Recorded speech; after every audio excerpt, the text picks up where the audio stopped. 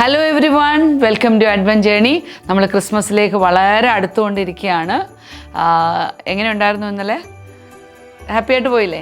അപ്പോൾ ഇന്ന് നമ്മൾ ഫാമിലി ഒരുമിച്ച് റിഫ്ലക്റ്റ് ചെയ്യുന്ന ദൈവവചന ഭാഗം ഇതാണ്. യോനയുടെ പുസ്തകം 4-ാം അധ്യായമാണ്. യോനയും ദൈവവും തമ്മിലുള്ളൊരു ഡയലോഗാണ് നമ്മളവിടെ കാണുന്നത്. ദൈവത്തിൻ്റെ മനസ്സ് എങ്ങനെയാണെന്ന് നമുക്കവിടെ കൃത്യമായിട്ട് വായിക്കാൻ പറ്റും.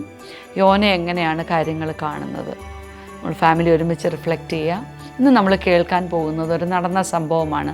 അമേരിക്കയിലാണ് നടന്നത്. ഒരു വൃദ്ധൻ യാത്രയിലാണ്. അപ്പോൾ അദ്ദേഹത്തിൻ്റെ യാത്രയിൽ നടപ്പിന് വേഗത കൂടി. കാരണം യാത്ര അവസാനിക്കണമെങ്കിൽ ഒരു നദി മുറിച്ച് കിടക്കണം. മഞ്ഞുകാലമായതുകൊണ്ട് നദിയുടെ കുറുകെയുള്ള യാത്ര കുറച്ച് ദുഷ്കരമാണ്.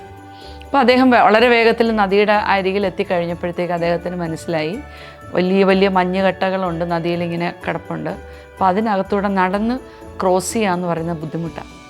അപ്പോൾ അദ്ദേഹം വളരെ പ്രതീക്ഷയോടെ അവിടെ വെയിറ്റ് ചെയ്ത് ആരെങ്കിലും വരും, സഹായം കിട്ടും എന്നുള്ള പ്രതീക്ഷയിൽ അങ്ങനെ നിൽക്കുമ്പോൾ ഒരു 3-4 പേരിങ്ങനെ കുതിരപ്പുറത്ത് വരുന്നത് കണ്ടു.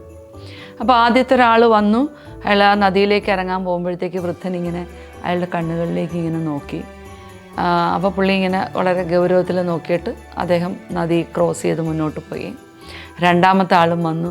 വൃദ്ധൻ വളരെ പ്രതീക്ഷയോടെ മുഖത്തേക്ക് നോക്കി. അയാളും നദി ക്രോസ് ചെയ്ത് മുന്നോട്ട് പോയി. മൂന്നാമനും അതേപോലെ തന്നെ പോയി. 4-ാമത്തെ ആൾ വന്ന സമയത്ത് വൃദ്ധൻ ഇങ്ങനെ നോക്കിയിട്ട് അദ്ദേഹത്തോട് ചോദിച്ചു, എന്നെയും കൂടി സഹായിക്കൂ നദി മുറിച്ച് കിടക്കാൻ. അദ്ദേഹം പറഞ്ഞു പിന്നെന്താ. അദ്ദേഹം വേഗം കുതിരപ്പുറത്ത് നിന്നിറങ്ങി ഈ വൃദ്ധനെ ആദ്യം കുതിരയുടെ പുറത്ത് കയറ്റി അദ്ദേഹവും കയറി. ഇവർ നദി മുറിച്ച് അക്കരെ എത്തിക്കഴിഞ്ഞും ഇദ്ദേഹം ഈ വൃദ്ധനെ വിടുന്നില്ല. ചോദിച്ചു, അങ്ങേക്ക് എവിടെയാണ് പോകേണ്ടത്? അപ്പോൾ വൃദ്ധൻ അദ്ദേഹത്തിന് പോകേണ്ട ലക്ഷ്യസ്ഥാനം പറഞ്ഞു കൊടുത്തു. അപ്പോൾ കുതിരപ്പുറത്ത് തന്നെ അദ്ദേഹത്തിൻ്റെ ആ സ്ഥലത്ത് എത്തിച്ചു. പോകുന്നതിന് മുമ്പ് ഇദ്ദേഹം ചോദിച്ചു, അങ്ങ് എന്തുകൊണ്ടാണ് എനിക്ക് മുമ്പേ വന്ന ആ 3 പേരോട് സഹായം ചോദിക്കാതെ എന്നോട് ചോദിച്ചത്? വൃദ്ധൻ പുഞ്ചിരിച്ചുകൊണ്ട് പറഞ്ഞു, ഞാൻ ആ 3 പേരുടെയും കണ്ണുകളിലേക്ക് നോക്കി. അവരുടെ കണ്ണുകളിൽ എനിക്ക് അനുകമ്പ കാണാൻ സാധിച്ചില്ല. അങ്ങയുടെ കണ്ണിൽ എനിക്ക് അനുകമ്പ കണ്ടു. അപ്പോൾ ഈ കുതിരക്കാരൻ ചോദിക്കുന്നുണ്ട്, ഞാനും നിങ്ങളെ സഹായിക്കാതെ പോയെങ്കിലോ? വൃദ്ധൻ പറയുകയാണ്, അങ്ങ് ഒരിക്കലും എന്നെ സഹായിക്കാതെ പോകില്ലെന്ന് എനിക്കറിയാം. കാരണം അങ്ങയുടെ കണ്ണിലെ അനുകമ്പ കണ്ടിട്ടാണ് അങ്ങയോട് ഞാൻ സഹായം ചോദിച്ചത്. അപ്പോൾ ഇവർ തമ്മിലൊരു ഹഗ്ഗൊക്കെ അങ്ങോട്ടും ഇങ്ങോട്ടും കൊടുത്ത് ഇയാൾ കുതിരപ്പുറത്ത് തിരിച്ചു പോയത് അമേരിക്കയിലെ വൈറ്റ് ഹൗസിലേക്കാണ്.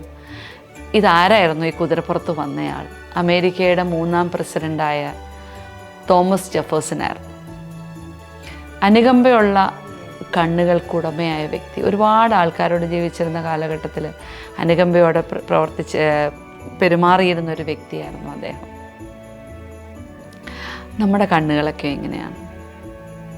നമുക്ക് ചുറ്റിലും ഒരുപാട്, മദർ തെരേസ പറയുന്നൊരു കാര്യമുണ്ട്, ചുറ്റുമുള്ള ഇരുട്ടിനെ പഴിക്കാതെ നമുക്കൊന്ന് തിരികത്തിക്കാം. അതുമല്ലെങ്കിൽ നമുക്ക് ചെയ്യാവുന്ന ഏറ്റവും ബ്യൂട്ടിഫുള്ളായിട്ട് നമുക്ക് മറ്റുള്ളവർക്ക് കൊടുക്കാവുന്ന ഒരു ഗിഫ്റ്റ് എന്ന് പറയുന്നത് നമ്മുടെ സ്മൈലാണ്. അപ്പോൾ ഇന്ന് നമുക്ക് നമ്മുടെ ആക്ഷനും ഇതാണ്. നിങ്ങൾ ഇന്ന് പരമാവധി പുഞ്ചിരിക്കുക.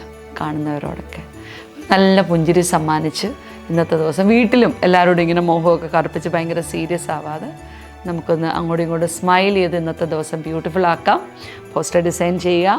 നാളെ വീണ്ടും കാണാം. ബൈ.